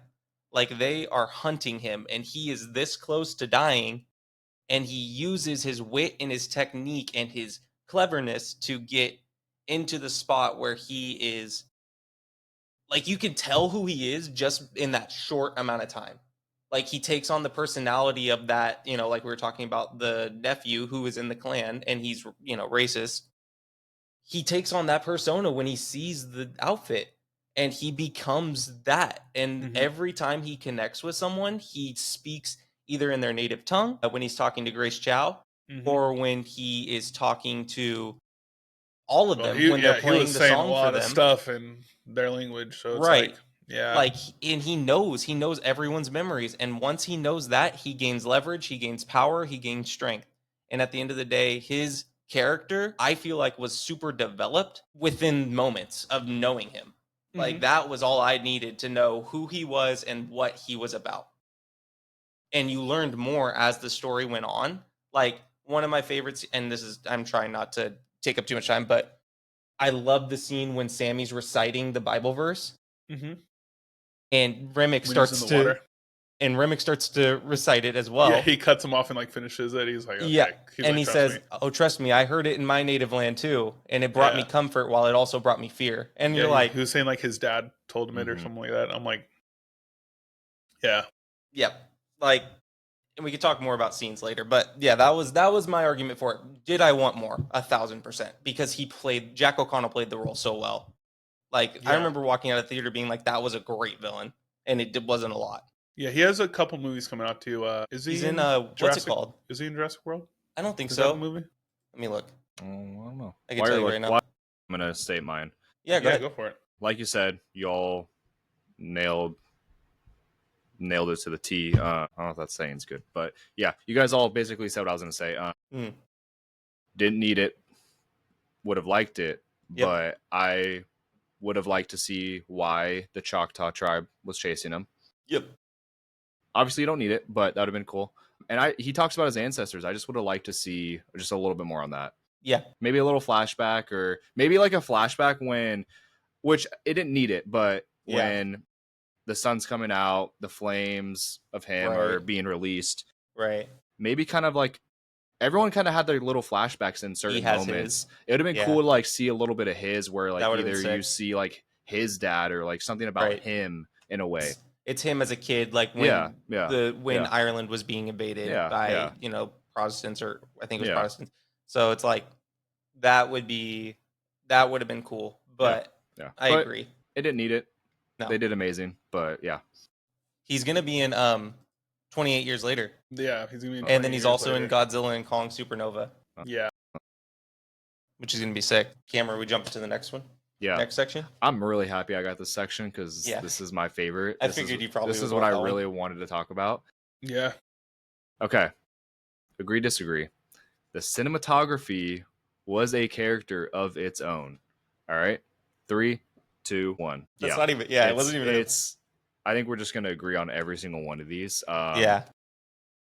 Dude, I fell in love with the shift between the full 70 millimeter IMAX camera they used to going back to the normal in this 35 millimeter in such like the most important moments.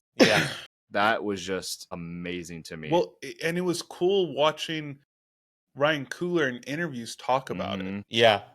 Like, and even before the movie came out, he was so into it. He was like, "Hey, this is actually important." He's like, "We're like one of the first people to do this." Like, and it was like you see it in the movie constantly, right? Or there's like that big shift where it goes down and up, and I'm like, "Oh, this is great." It's like it was like opening up a book, like turning a page almost, and it was like, oh, we're expanding into this world, and or we're focusing on something, and it was super super cool. I loved it. Yeah, Austin? yeah, we all said agree. Yeah. Got anything else? I mean, No, we could. the movie speaks for itself. Yeah, I think Austin's gonna like. I think Austin, what you were gonna say was gonna go into the next question because it kind of all goes into the next agree or disagree one. I have a segue question before this next one, real quick. Okay. I want to ask you guys what your favorite scene is in that camera shift. In the camera shift, like in the scene with where it's going from their normal to the full IMAX 70 millimeter or whatever. If you had a favorite, I mean, I think they do it in the Go ahead. Sammy's scene is 70 millimeter, right? Yeah. Where he's singing. It's that one. Yeah. Like, yeah. I was gonna say the barn scene where that's mine. Yeah. The barn scene. Then sorry. Especially it expands to the No, outside. don't be sorry, dude. That scene is so powerful. Yeah, it expands to the outside of the end of it too, and like you just see the camera shift, and I'm like, yeah.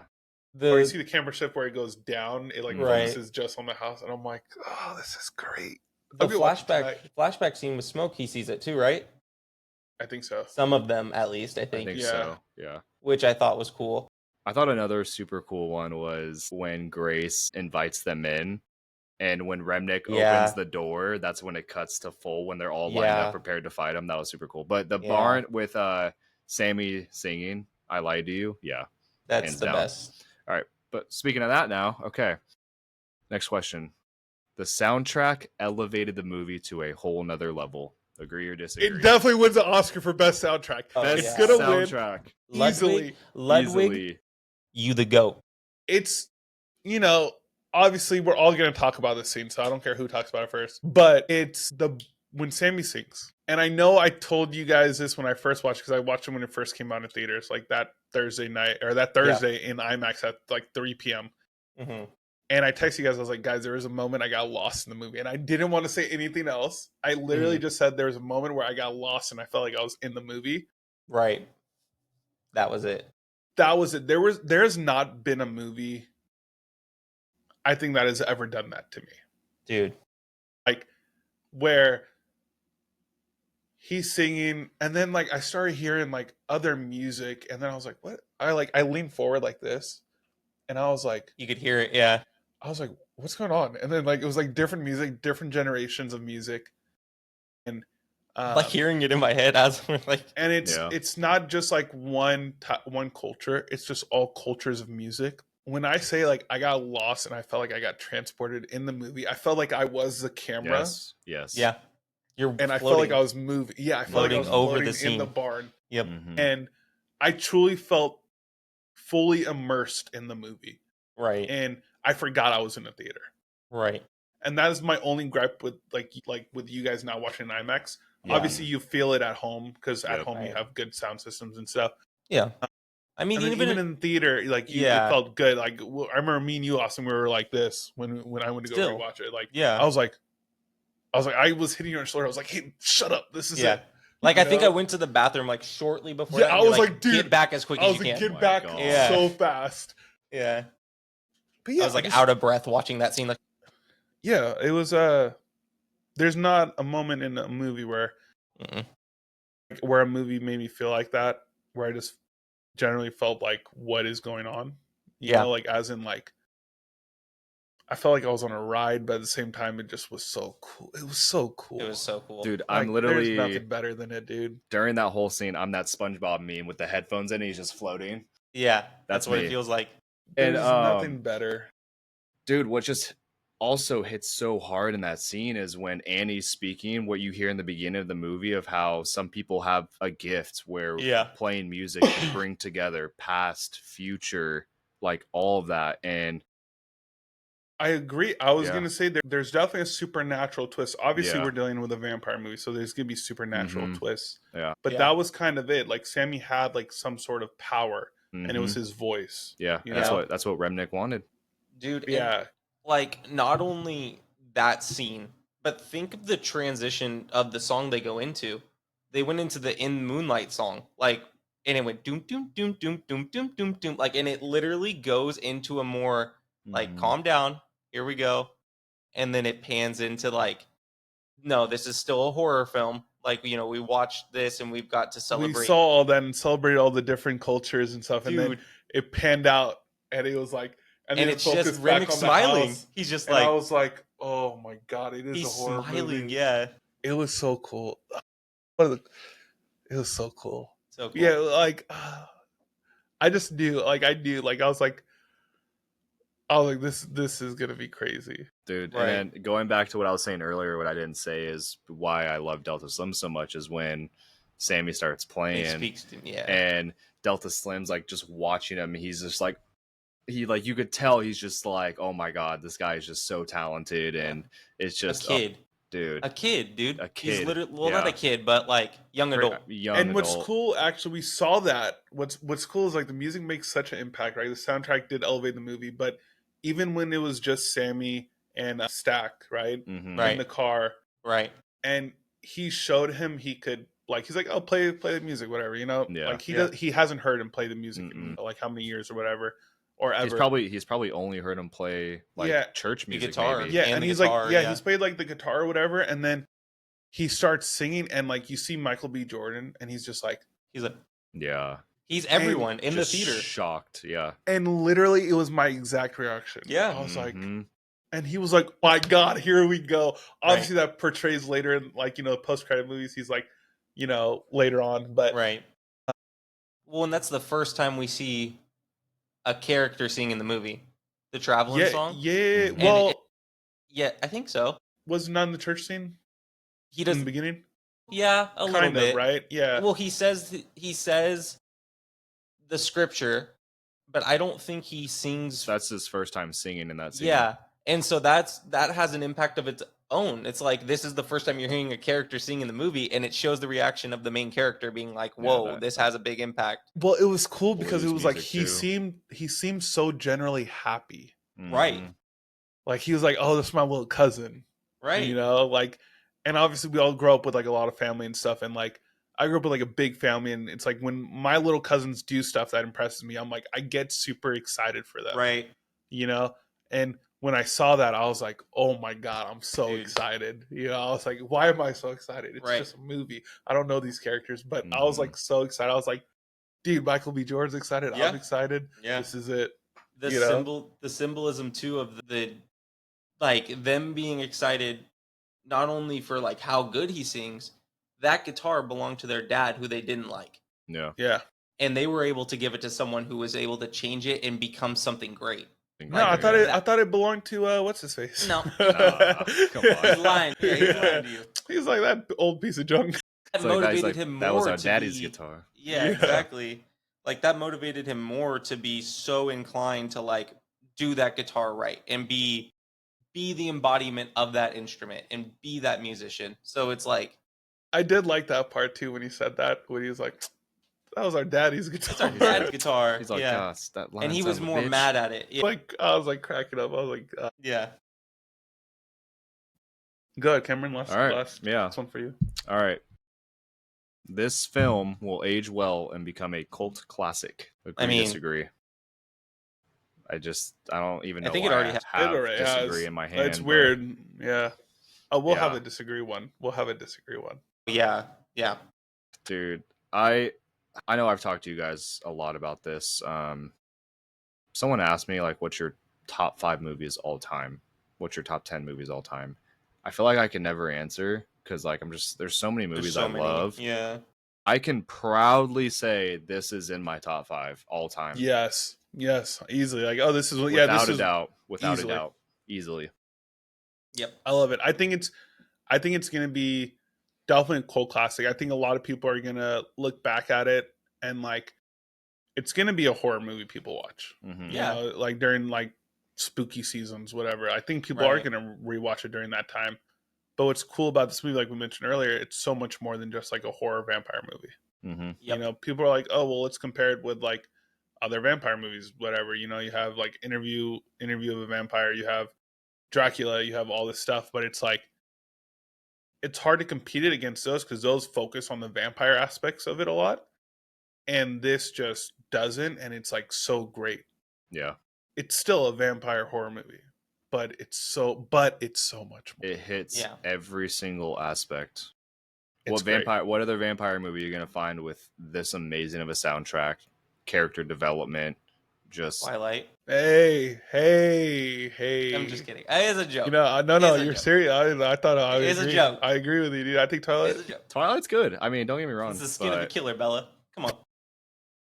No, it's good. You know, like I said, it's hard to compare it to those movies because those movies heavily focus on the vampire lore, right? Yeah. And like when you think of a cult classic, obviously, like you think of movies like that. You think of like comedy movies that are just like cult classics that you're just gonna watch. Like you think of like I think of Old School. Like that's one of my favorite comedy cult classics. A lot of people might not like it, but I'm like, I love that movie. It's hilarious. Right. But you think of like Twilight, people fucking love Twilight, dude. You know, like it's hard to say anything. But going to like vampire movies, it's like you have movies like freaking, like I said, like Interview with a Vampire, Twilight, Dracula, 30 Days of Night, all that stuff. And it's like Van Helsing. Yeah, no. I'm not even no. I hated Van Helsing. With Hugh Jackman? Yes. Shut the with Kate Beckinsale? Kate Beckinsale. You did No, not. I like her. I like you her did other not vampire. like that movie. I like her other vampire movie. No. I like the video game. No, another. I like the video game. That movie was trash. I call classic movies are You the said Tarantino Van Helsing. ones, dude. Yeah. What is it? I'm not There's saying Kill Van Helsing Bill, is a like- cult classic. Oh, Van Helsing is a I'm saying cult classic. no. I'm saying it's Trying to not steer a us cult away from classic. this. Oh yeah, no, I'm saying not. it's a good vampire movie. Yeah. But yeah, exactly. And I wouldn't compare it. But I wouldn't put that in cult classic. Sorry to interrupt you, Austin. I'm sorry. No. But I wouldn't. Yeah, I wouldn't put that in cult It's classic. not a pod without an argument between me and Yeah. Max. No. I agree with you. Yeah. It's not a cult classic. Hey, man, 100%. we're good. It is Yeah. a vampire movie. It's not a cult Yeah. classic. I see where Right. you're going with it. Yeah. Right, You weren't right. saying it's a good movie. I get it. Right. Well, I was saying it was a good movie, but I was just saying it's a good vampire movie. I didn't say Okay. I wasn't saying it was a cult classic. I was saying because you were talking about vampire movies, so I was like, that's a good vampire movie. It's crazy that you mentioned Kate Beckinsale in that movie instead of Underworld. Well, I mean, I wasn't really thinking of her. I was thinking of Hugh Jackman, but okay. That's real. I brought up Kate Beckinsale. You're Yeah. right. This You're is right. a topic for a podcast. What's your favorite like cult Vampire movie? Oh, Well, okay, hold on. Yeah, can we it's do that that? one. That's a Can we please spooky do that? season pod Can for I- sure. Can I ask you guys one question though? Yes. Okay. A lot of vampire movies, right? They Yeah. involve werewolves, right? Sure. Yeah. Mostly. Yeah. They go hand I in saw a fan theory that Sure. Remnick Magic. was running away from the Choctaw tribe, and they're Were like, werewolves. "What if they were werewolves?" Yeah, That would That'd be be sick. fresh. yeah, fresh. so right. Fresh. We'll never Ryan know. Coogler. We'll never Ryan know. Coogler. But Cameron, I didn't Keep see it that going. take, but let me tell you. yeah, we'll never know. Agree. Agree. All That right. was good. That was a good one, Cameron. Thank you. Ryan Coogler. Ryan Coogler, when you listen to this, Pick poor Make it Robin happen. Clean. no. Pick poor Robin. Sorry, wrong. All right. I'm not gonna no. Okay. Talking some controversial personal takes right now or what? Yeah, well, there's three left. Well, go ahead, Austin. Yeah, You let's go get first. these- I get the first one? Yeah, No. All right. we're We're all gonna yeah. Go ahead. You do the first one. So we're all gonna disagree that Sinners was good, but not worth the hype. Right? 3, 2, 1. Well, I thought you had to agree for a second. I was about to be very concerned.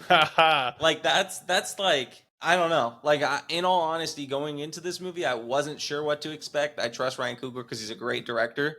Yes. It blew me out of the water. Like my expectations were not high because I'm not like, as I hit my mic, I wasn't like sure about what this was going to be. You know, it's a vampire movie. We see in the trailer Haley Steinfeld becomes a vampire. I was excited for it to come out because I knew it was going to be a fun film at the end of the day.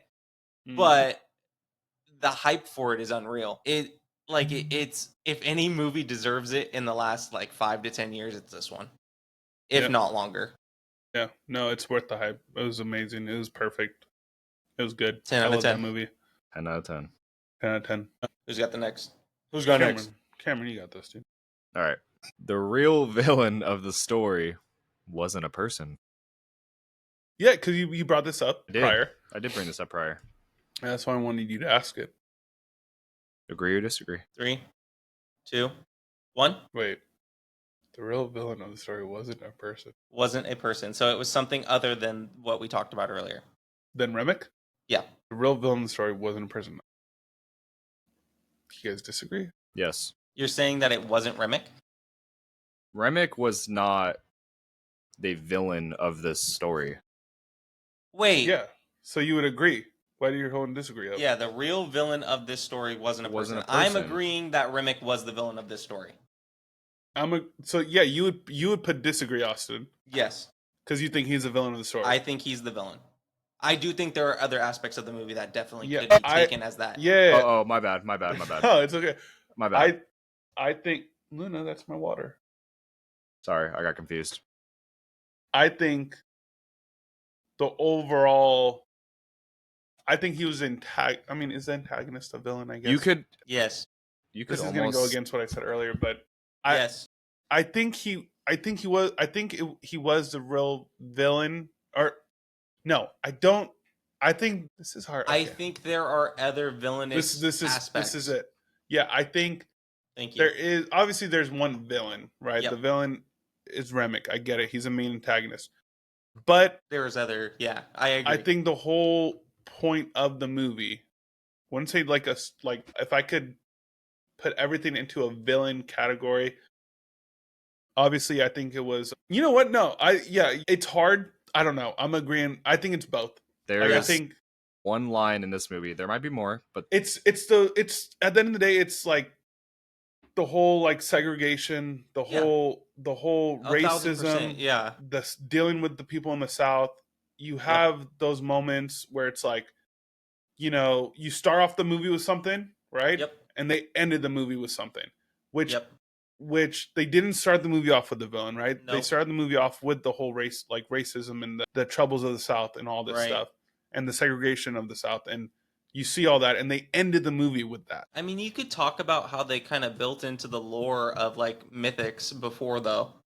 Like they talk about like his dad, Sammy's dad, definitely brings it up. He's like, "Hey, the devil, right?"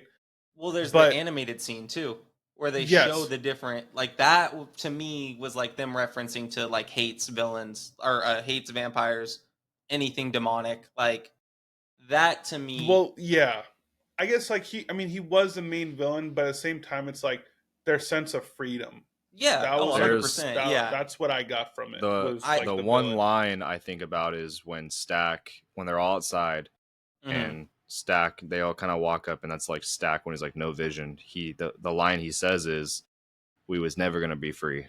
Yeah, and I think that alone just says like kind of how you said already, like it's just at that time, like no one was ever really free.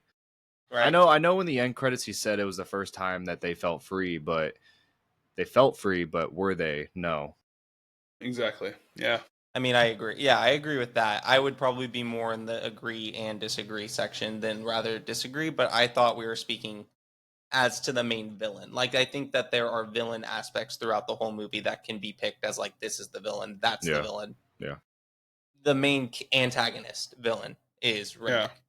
Like, because he forms, like they jokingly say it, like fellowship and love, like we're gonna be all equal, we can all unified be and all this stuff. Yeah. Like he uses that.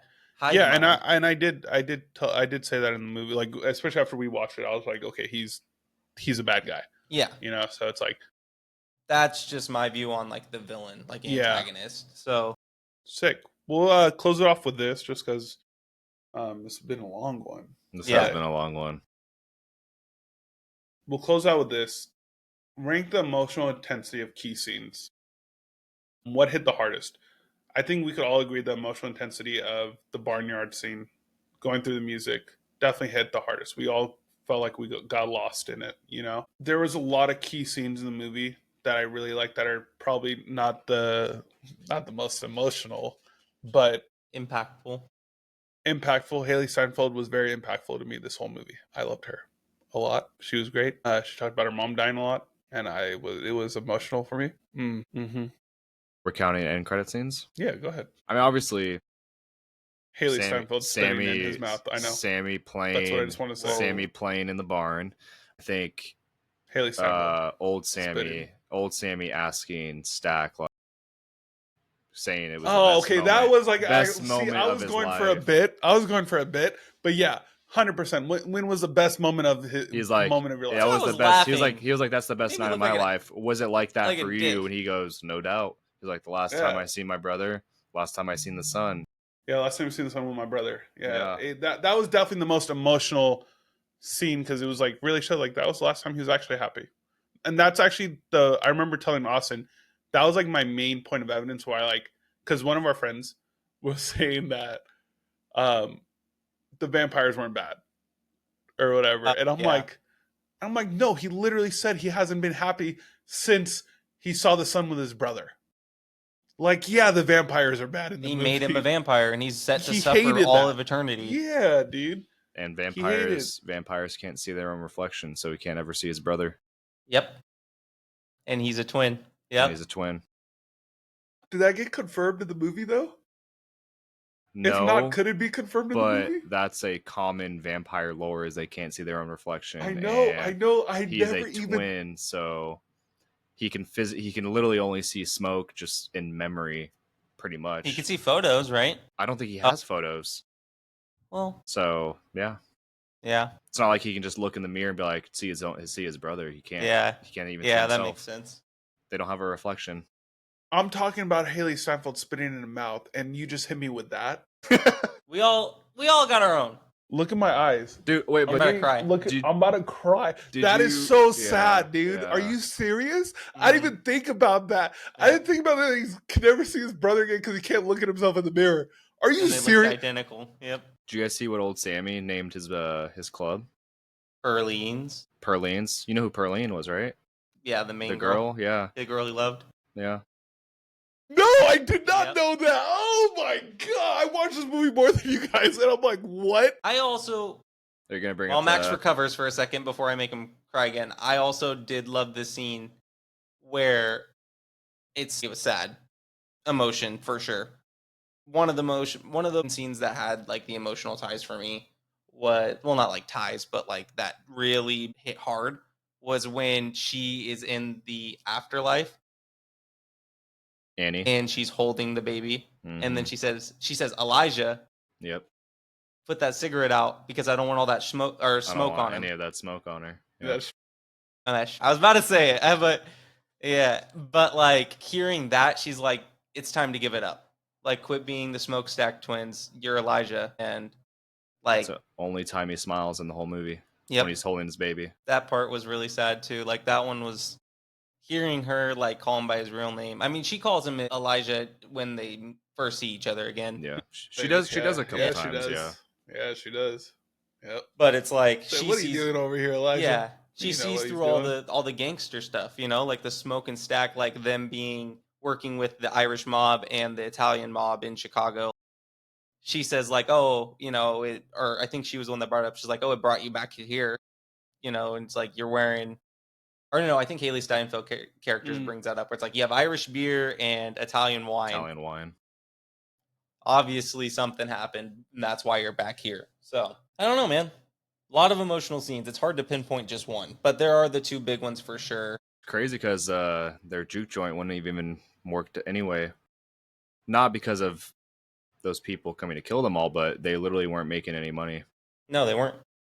Like they said, what, like 4 months, 6 months? They only Yeah. had like 2-3 months left because their profit, the money that we're getting, were like From the token vouchers for like the local marketplace. yeah, It wasn't just like because that's what actual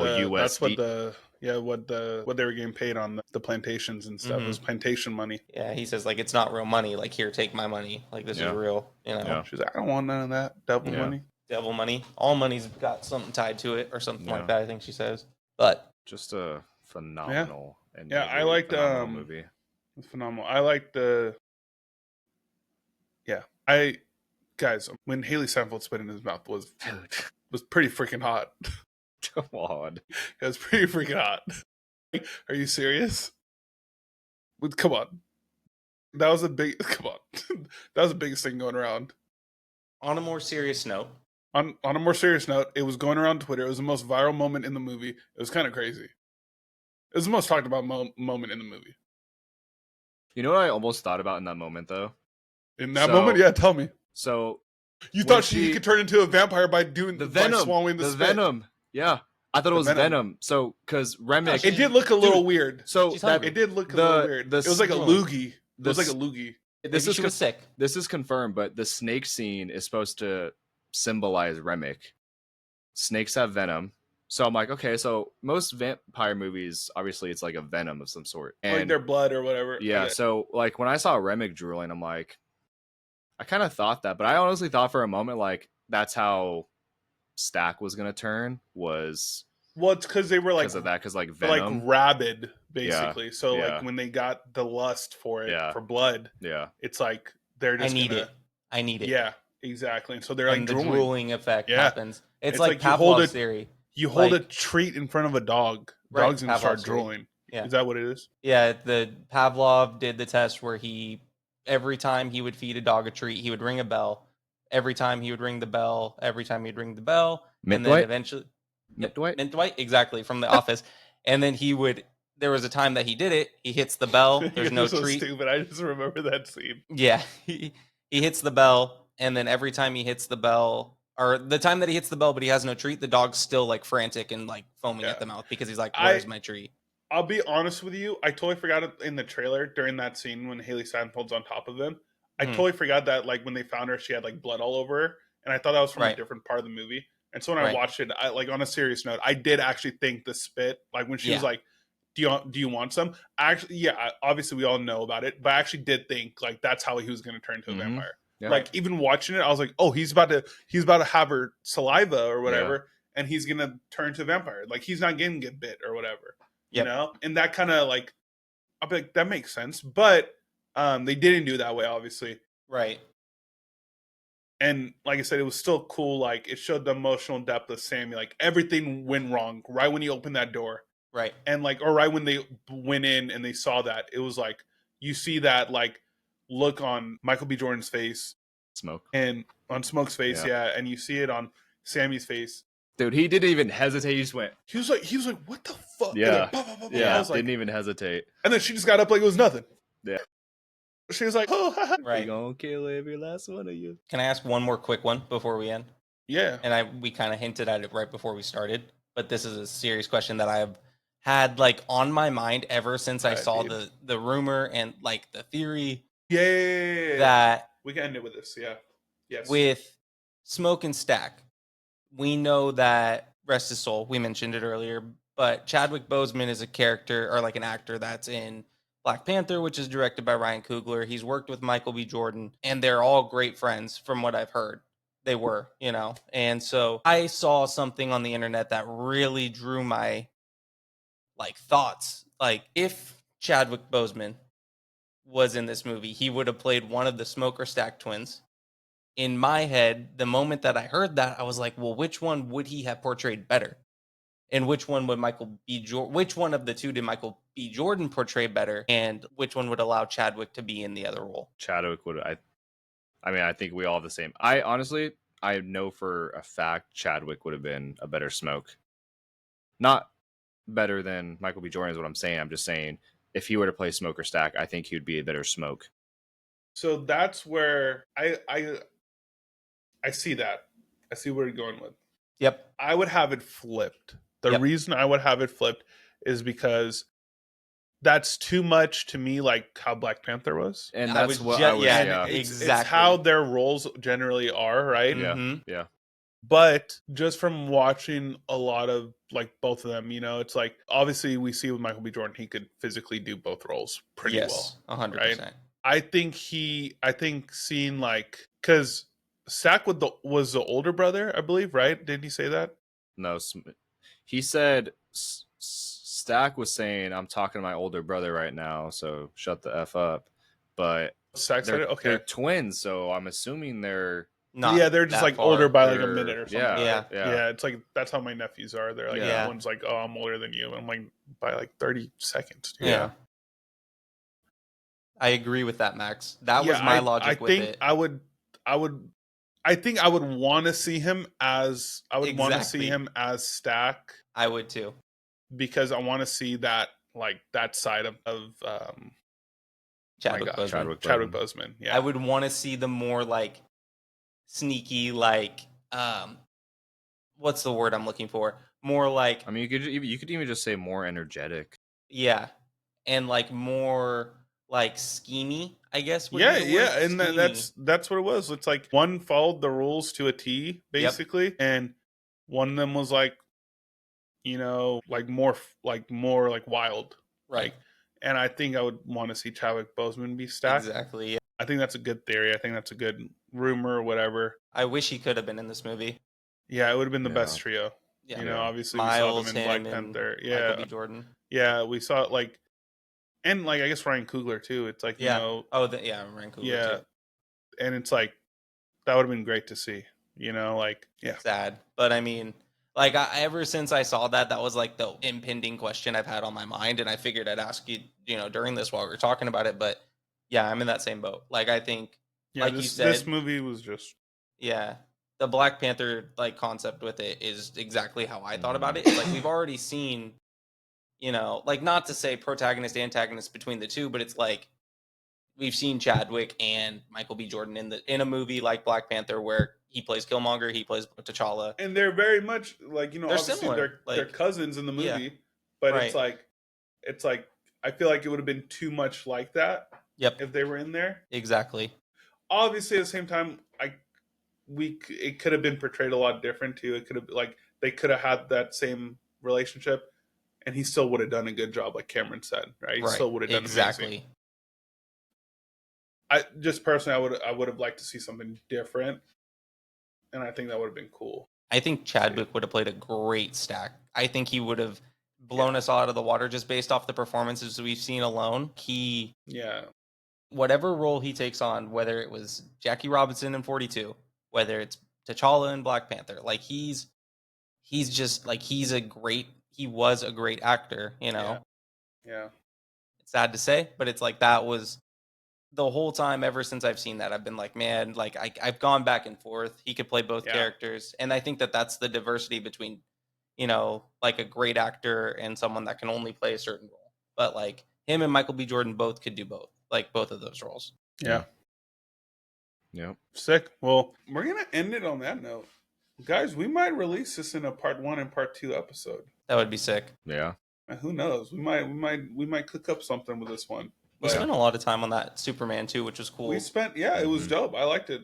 I think we spent almost basically an hour on each. Yeah. Yeah, I think it was great. We'll think about it. We might post it all in one episode. We might post it in 2. But real quick, Cameron, where could we find you at, buddy? Instagram, Cameron2428. Twitter, or X, formerly known as Twitter, Oglesby2428. Awesome. Austin? You can find me on Instagram at AustinCoyle23. And then on X, formerly known as Twitter, I messed up, so it's AustinCoyle23. You can find us all on the Hero Brew. That's really where we're at. Links are in the bio for all those socials. Yeah, links are in all of our bios. And then you can find me at Max Aircat. Like they said, follow the link, follow the YouTube channel, the Hero Brew. Like and subscribe. Thanks. Tell us what movies you want us to talk about. TV shows. Yeah, comment. Just comment on the YouTube. Give us some ideas. If you guys have some hot takes, we'll talk about it. Mm-hmm. I'm ready. We'll even mention you by name. Yep. Yes, we will. Give it a shout out. But yeah, thanks for brewing with us, everyone. Thanks for brewing. Appreciate it. Brewing it up. And then we'll catch you guys on the next episode. Cheers. Cheers. Later, guys. Yes. Cheers. Love you, buddy. Peace. Later. Love you guys.